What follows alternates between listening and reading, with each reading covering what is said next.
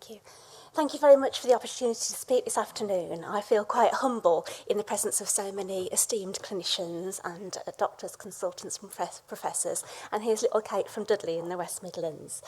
But I have been a qualified nurse for over 20 years, initially working within the hospital. For the last 14 years, I've been a district nurse. I'm very proud to say I'm a district nurse working within the community.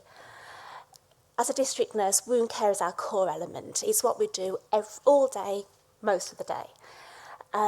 But the satisfaction of getting a wound to heal is why you put your uniform on in the morning. It's that thing that it's so important, not just basically for the patient and their physical state of mind, but their social and psychological impact as well. For the last 3 years, I've been leading the community IV team within Dudley, and we've treated over 350 patients with cellulitis. There was one lady, the middle of last year, and her wound on her leg was awful. It was so infected, and I wasn't sure what to put on topically.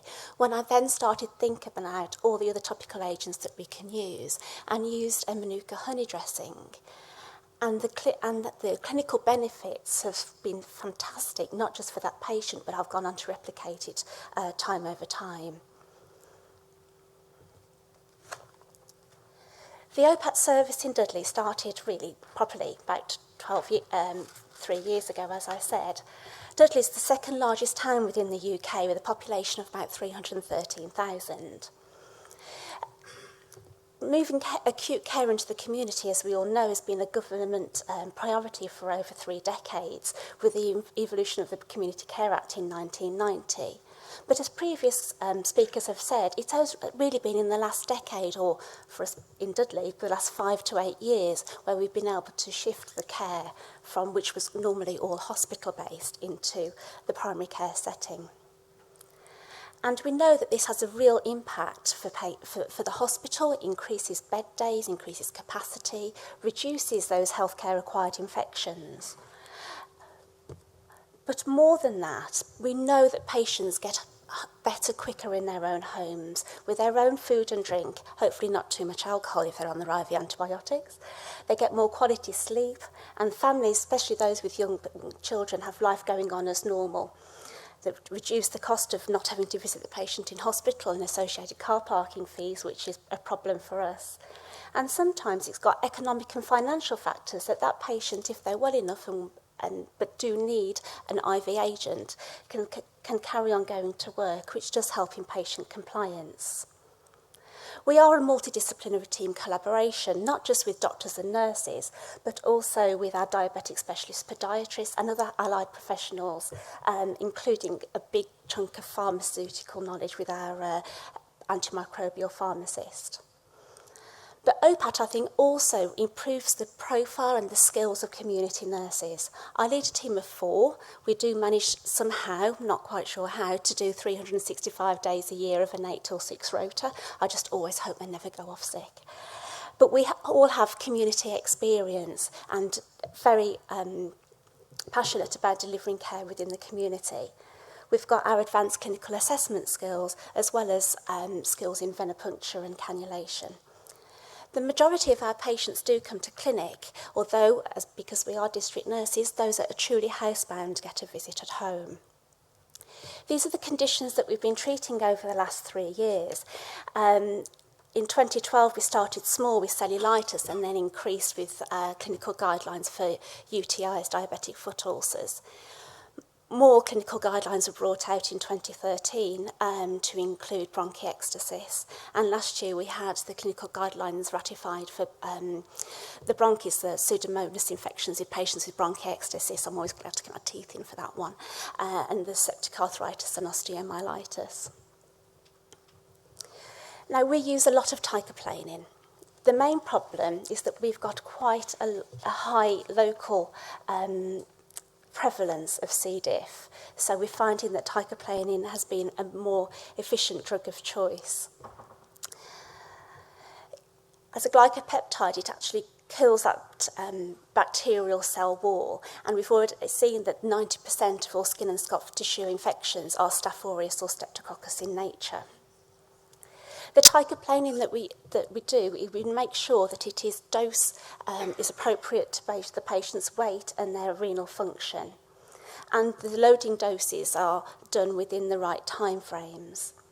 It's normally quite well tolerated. We've only had the occasional rash, but we do make sure that we do blood sampling on both day 4 and then weekly, and interpret those results and escalate them when necessary. Now, we know there's different types of honeys, lots of different types, lots of benefits for one type over another. But most honeys, as we know, produce a tiny amount of hydrogen peroxide, which is biocidal. And then they destroy the bacteria in the biofilms, which you've heard a lot about today. And then some of the honeys actually do go on to eradicate those biofilms. Some people are a bit worried about using honey because the anecdotal evidence is that honey is quite painful. Patient education, therefore, is absolutely essential in making sure that patients have effective analgesia at home.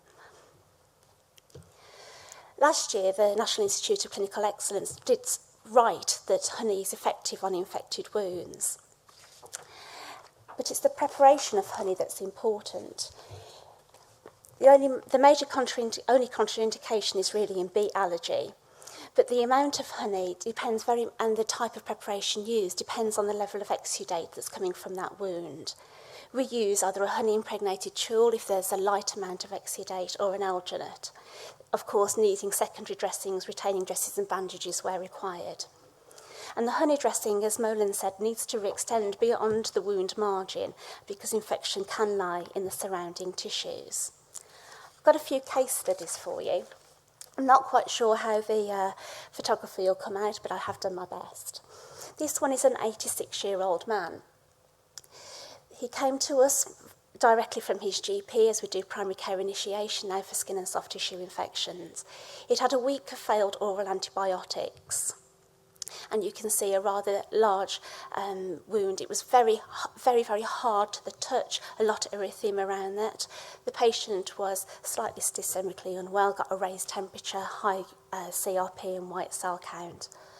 But by day 8, you can see the massive improvement in the wound, and we did the oral switch then, and then got him back to clinic on day 12, where the wound had completely healed. I'd like to say the patient was rather delighted. We've got another gentleman here. He was referred to us from the diabetic foot clinic. He had just a small wound, but they were very concerned of the level of swelling and erythema around this wound. But with 4 days of intravenous teicoplanin and a honey dressing, the wound completely healed. This was a quite severe cellulitis, that this is just the posterior aspect of his leg, but it was circumferential all the way round. He'd had a few days within hospital because he was systemically unwell. But there was a vast improvement in 18 days. And then when we phoned him to see how he was afterwards, and he'd said that he no longer needed to visit his practice nurse, and the wound had healed. My fourth case study is really about a man who came to us with infected metalwork in his leg. And it was just an aside that he'd had an arterial leg ulcer for over 3 years. When he came to us, it was larger than this when he first attended for his IV antibiotics, but you can't really see the depth of the wound there. But it did measure quite significant for him. Within a couple of weeks, we can see the wound closing down on the wound margin. And this week, it's a very poor picture because it's only a very small 4mm wound that's remaining. And finally was our GP lady. She was a local GP. She had lymphedema, had lived with it for many years, but she was so anxious when she came to us in clinic. She was so worried that this very large, sloughy area on her edematous leg, which was so painful for her, was going to ulcerate. She was quite unwell at the beginning of her treatment, systemically not too great, but we found that within 4 days there was a significant healing within the wound by using the glycopeptide teicoplanin and the Manuka Honey dressing. We performed an oral switch on day 8 because her inflammatory markers had come down to well within normal limits. And then when we got her back, less than 2 weeks later, the wound had completely healed. I just think that this shows, and it's just a snapshot because I'm all very well aware that we've all probably got trains and planes to catch. But I do think that making sure that we do antimicrobial stewardship and treating wounds both topically and systemically can really improve patient outcome. Healing wounds really improves that patient care, reduces the morbidity of the patient, and really saves NHS resources. And hopefully this will continue to make sure that we use appropriate antimicrobials where they're needed. Thank you.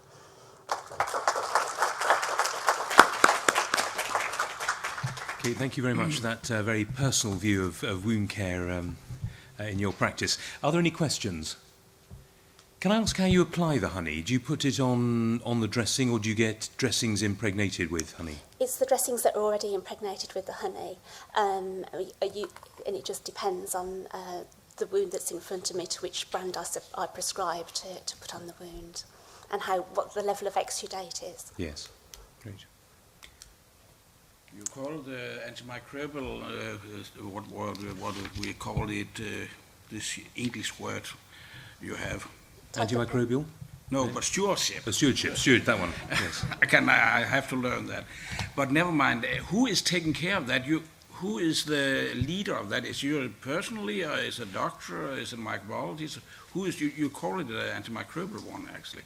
Is that by yourself? Or what do you mean by stewardship that way? It very much depends on the patient and whether they've been referred directly from their GP to us to receive care, or whether they've been discharged from the hospital.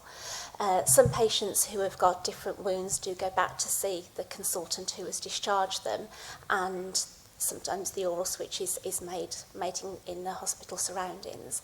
But as a non-medical prescriber, I feel quite confident to make that oral switch when the patient in front of me is improving, and making sure that we review that patient. The patient comes every day, so with having a small team, we've got that luxury of being able to see the patient as they progress. But can you prescribe the antibiotic? Mm-hmm. Yes. Okay, that's different. In Denmark, it's not possible. It has to be a medical doctor. So that's the reason. It's under very clear guidance, and in Britain okay. we've developed stewardship criteria specifically to ensure that the patient gets the right antibiotic at the right time, the right dose, the right duration. That's right. But we don't have that in Denmark. Yeah. It's not, the nurses cannot prescribe that. So it's a very difficult course to do, but I must say that it has probably been the most useful course of my career to do my non-medical prescribing and become an independent prescriber. And it does make a huge difference to the patients that we can treat. Okay. Thank you. Thank you. Marvellous. Well, can I thank all of you, the audience, for staying so late? Can I thank all the speakers throughout these 3 different sessions, and my co-chairman. Have a good evening.